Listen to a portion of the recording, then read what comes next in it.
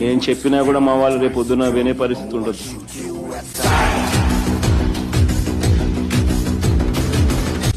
దెబ్బ తగిలినోనికి ఆ బాధ తెలుస్తుంది.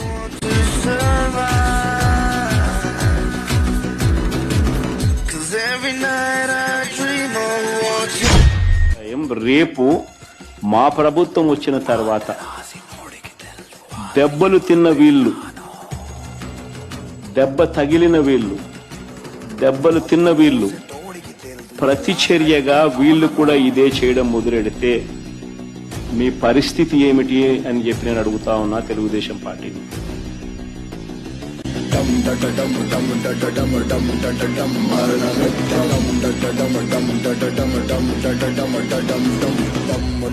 వాడితోటి పెట్టుకుంటే గతే మోతీ.